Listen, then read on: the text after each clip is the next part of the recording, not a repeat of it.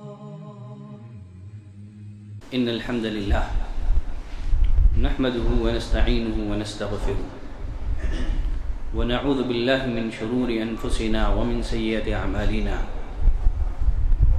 من يهده الله فلا مضل له ومن يضلله فلا هادي له وأشهد أن لا إله إلا الله وحده لا شريك له وأشهد أن محمدا عبده ورسوله يا أيها الذين آمنوا اتقوا الله حق تقاته ولا تموتن إلا وأنتم مسلمون يا أيها الناس اتقوا ربكم الذي خلقكم من نفس واحدة وخلق منها زوجها وبث منهما رجالا كثيرا ونساء واتقوا الله الذي تساءلون به والأرحام إن الله كان عليكم رقيبا يا أيها الذين آمنوا اتقوا الله وقولوا قولا سديدا يصلح لكم أعمالكم ويغفر لكم ذنوبكم ومن يطع الله ورسوله فقد فاز فوزا عظيما أما بعد فإن أصدق الحديث كتاب الله وأحسن الهدي هدي محمد صلى الله عليه وسلم وشر الأمور محدثاتها وكل محدثة بدعة وكل بدعة ضلالة وكل ضلالة في النار. ہر قسم کی تعریف، بزرگی، بڑائی اللہ وحدہ لا شریک کے لیے لائق اور زیبا ہے، جو اس ساری کائنات کا خالق، مالک، رازق اور ہماری ہر قسم کی عبادتوں کا تنہا مستحق ہے۔ اللہ کی رحمتوں اور برکتوں کا نزول ہو اس دنیا میں بھیجے گئے فردن فردن سارے ہی انبیاء اکرام پر، خصوصیت کے ساتھ ہمارے اور آپ کے آخری نبی امام المرسلین رحمت للعالمین جناب محمد صلی اللہ علیہ وسلم پر۔ برادران اسلام، عزیز دوستوں، ایک مسلمان کے لیے جن باتوں پر ایمان لانا ضروری ہے ان میں ایک قیامت کا دن بھی ہے۔ اسلامی شریعت کی اصطلاح میں قیامت کے دن سے مراد وہ وقت ہے جب اللہ کے حکم سے فرشتہ سور میں پھونک مارے گا۔ اس سور سے نہایت ہی خوفناک اور دھماکہ خیز آواز نکلے گی۔ اس آواز کے نتیجے میں کائنات کا موجودہ نظام درہم برہم ہو جائے گا، زمین پر موجود ہر ذی روح کا خاتمہ ہو جائے گا، سورج، چاند، ستارے سب بکھر جائیں گے، پہاڑ روئی کے مانند اڑنے لگے گا، سمندروں میں آگ لگا دی جائے گی، زمین کھینچ کر چٹیل میدان بنا دی جائے گی۔ یہ جو دن ہے اس کو قیامت کا دن کہا جاتا ہے۔ پھر اللہ کے حکم سے فرشتہ سور میں دوسری مرتبہ پھونکے گا۔ اس کے نتیجے میں لوگ قبروں سے اٹھ کھڑے ہوں گے، حساب و کتاب کے لیے میدان محشر میں جمع ہوں گے۔ اس دن کو یوم الدین کہا جاتا ہے، بدلے کا دن ہے، انصاف کا دن ہے، جزا اور سزا کا دن ہے۔ لوگ اپنے اعمال کے مطابق میدان محشر کا رخ کریں گے۔ کچھ لوگ سوار ہوں گے کسی اونٹنی پر، 2 لوگ، 3 لوگ، 4 لوگ سوار ہوں گے، کچھ لوگ پیدل ہوں گے، کچھ لوگ ایسے بھی ہوں گے جنہیں آگ ہانک کر میدان محشر کی طرف لائے گی، اور کچھ بدبخت ایسے بھی ہوں گے جنہیں منہ کے بل میدان محشر لایا جائے گا۔ وَنَحْشُرُهُمْ يَوْمَ الْقِيَامَةِ عَلَى وُجُوهِهِمْ، ہم منہ کے بل انہیں قیامت کے دن اٹھائیں گے۔ انس بن مالک رضی اللہ تعالیٰ عنہ فرماتے ہیں، ایک آدمی نے نبی کریم صلی اللہ علیہ وسلم سے سوال کیا، پوچھا، اللہ کے رسول، قیامت کے دن کفار اور مشرکین کو منہ کے بل کیسے لایا جائے گا؟ نبی کریم صلی اللہ علیہ وسلم نے فرمایا، وہ ذات جو انسانوں کو ٹانگوں پر چلانے پر قادر ہے، وہ اس بات پر بھی قادر ہے کہ قیامت کے دن لوگوں کو منہ کے بل چلائے۔ قیامت کے دن سورج 1 میل کے فاصلے پر ہوگا، لوگ اپنے اعمال کے حساب سے پسینے میں ڈوبے ہوئے ہوں گے، کوئی ٹکنوں تک، کوئی گھٹنوں تک، کوئی کمر تک، کوئی منہ تک، کوئی پسینے میں ڈبکیاں لے رہا ہوگا۔ بھوک پیاس گرمی کی شدت سے لوگ پریشان ہوں گے۔ ایک حدیث میں نبی کریم صلی اللہ علیہ وسلم نے فرمایا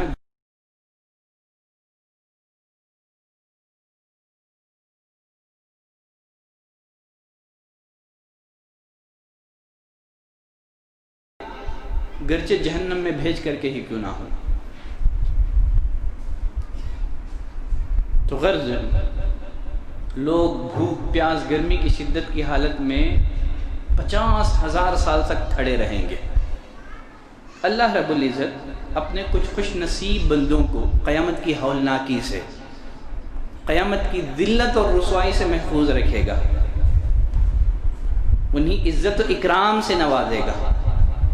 آج کے خطبہ جمعہ میں مجھے ان خوش نصیبوں کا تذکرہ کرنا ہے جنہیں قیامت کے دن اللہ رب العزت عزت اور اکرام سے نوازیں گے، جن کو اللہ ذلت اور رسوائی سے محفوظ رکھیں گے۔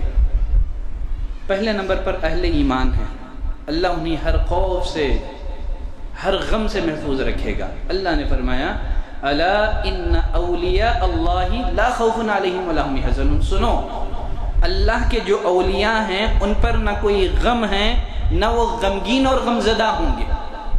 اللہ کے اولیاء کون ہیں؟ ولی بننے کے لیے صاحب کرامات ہونا ضروری نہیں ہے۔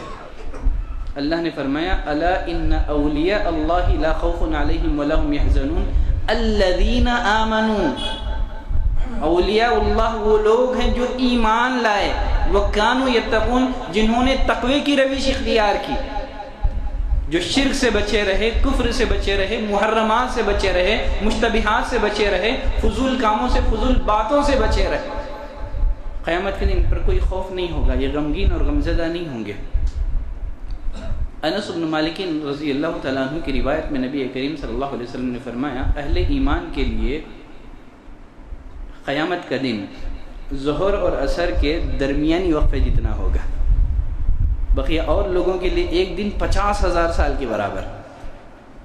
اہل ایمان کے لیے قیامت کا دن ظہر اور عصر کے درمیانی وقفے جتنا ہوگا۔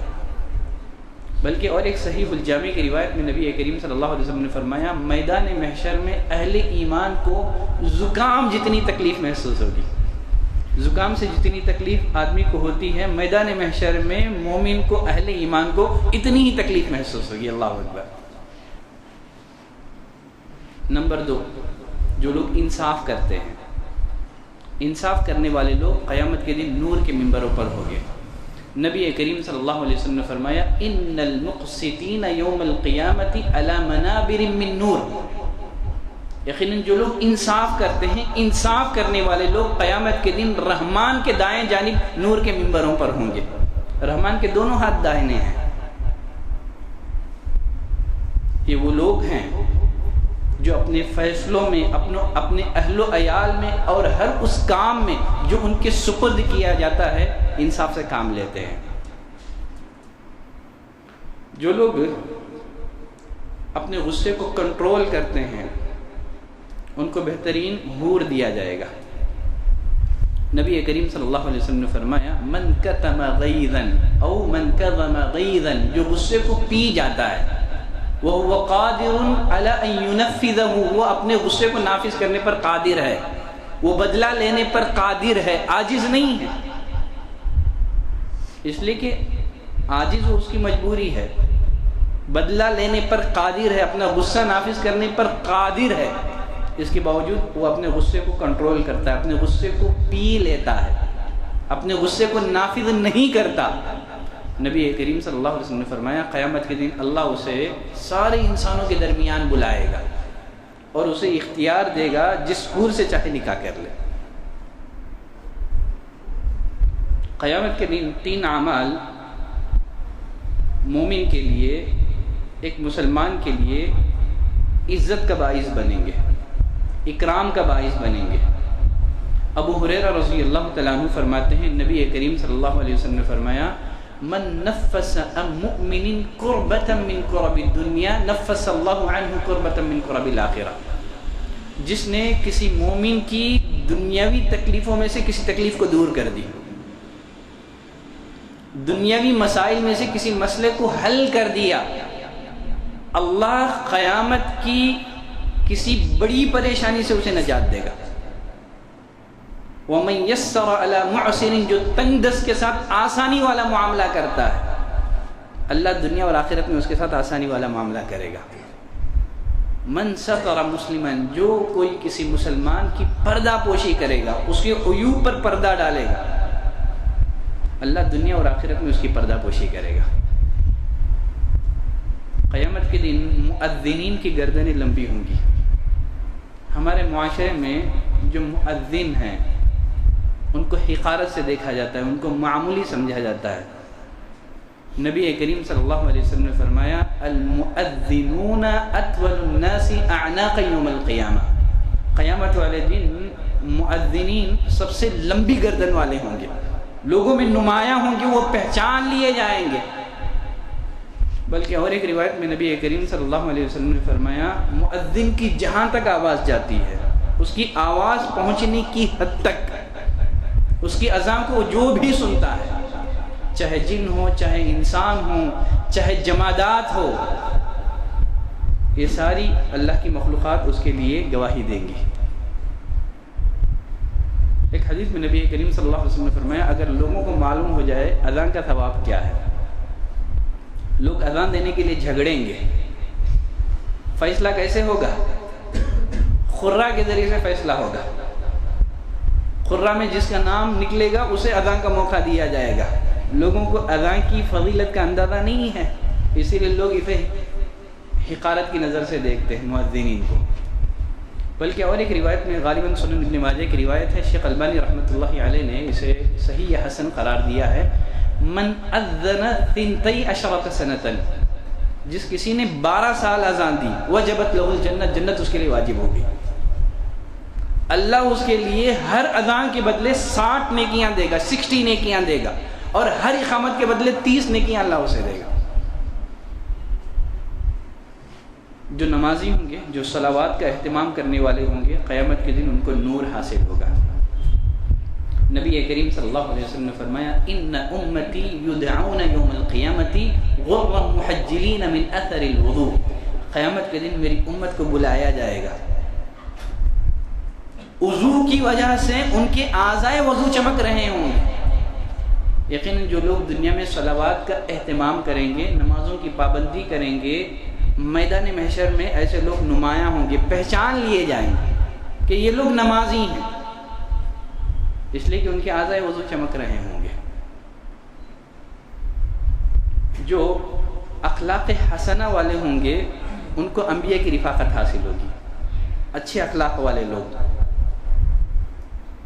نبی کریم صلی اللہ علیہ وسلم نے فرمایا، جابر بن عبداللہ رضی اللہ تعالیٰ عنہ راوی ہیں، ان من احبکم واقربکم منی مجلسا یوم القیامت احاسنکم اخلاقا، یقیناً تم لوگوں میں سب سے زیادہ محبوب اور قیامت کے دن مجھ سے سب سے زیادہ قریب وہ لوگ ہوں گے جن کے اخلاق اچھے ہوں، جن کا لوگوں کے ساتھ معاملہ اچھے ہو، جو لوگوں کے ساتھ اچھے اخلاق کا برتاؤ کرتے ہیں، بدتمیزی کا جواب بدتمیزی سے نہیں دیتے، وہ درگزری کا معاملہ کرتے ہیں۔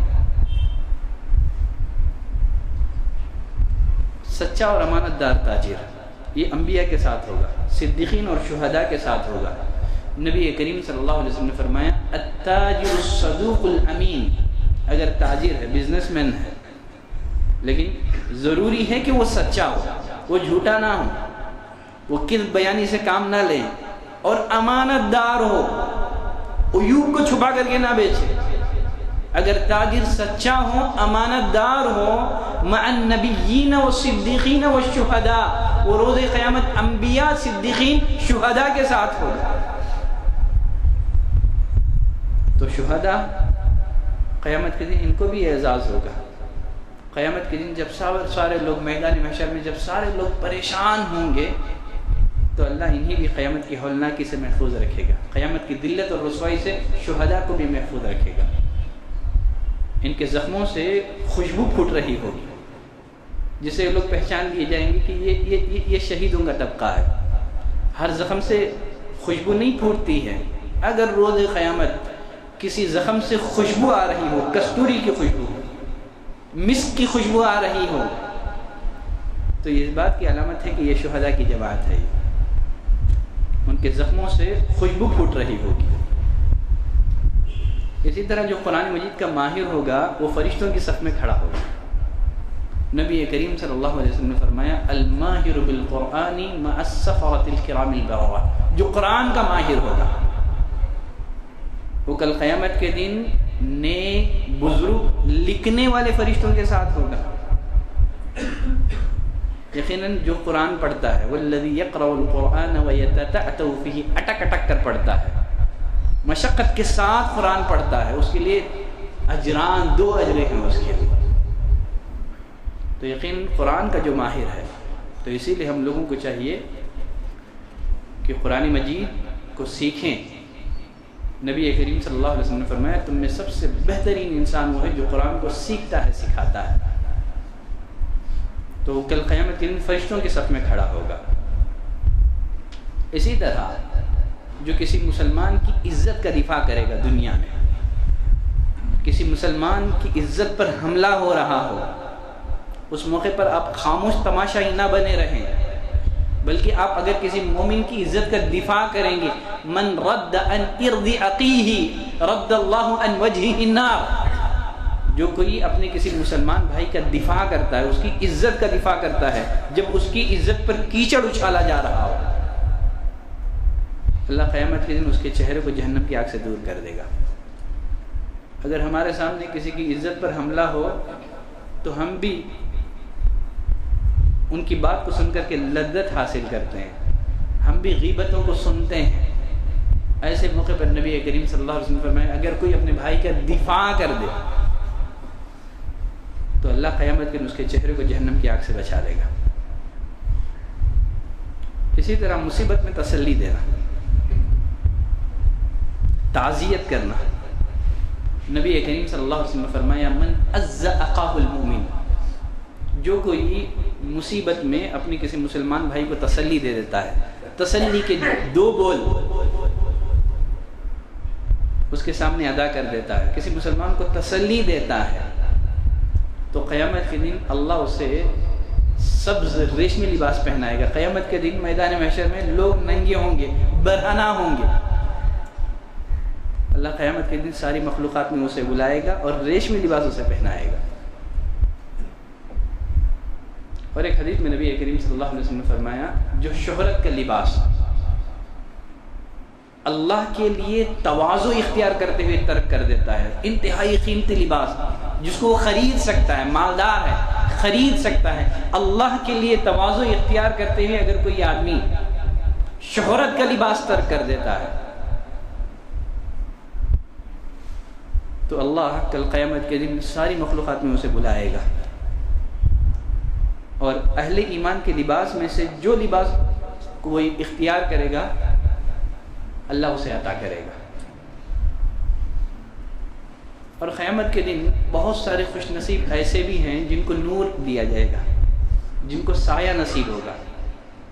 بہت سارے لوگ ہیں جن کو نور بھی حاصل ہوگا، اور بہت سارے لوگ ایسے ہیں جن کو سایہ نصیب ہوگا۔ سورج 1 میل کے فاصلے پر گرمی ہو، گرمی کی شدت میں آدمی کو کیا چاہیے؟ گرمی کی شدت میں سایہ چاہیے یا ٹھنڈا پانی چاہیے؟ میدان محشر میں یہ دونوں چیزیں اویلیبل ہوں گی، سایہ بھی ہوگا۔ نبی کریم صلی اللہ علیہ وسلم نے فرمایا کہ 7 لوگوں کو سایہ ملے گا، وہ مشہور معروف حدیث ہے، آپ کئی دفعہ سن چکے ہیں۔ تو یہ 7 خوش نصیبوں کو سایہ ملے گا، اور میدان محشر میں حوض کوثر کا بھی بندوبست ہوگا۔ جو موحد ہوں، جو متبع سنت ہوں، تو حوض کوثر سے پانی پینا ان لوگوں کو نصیب ہوگا۔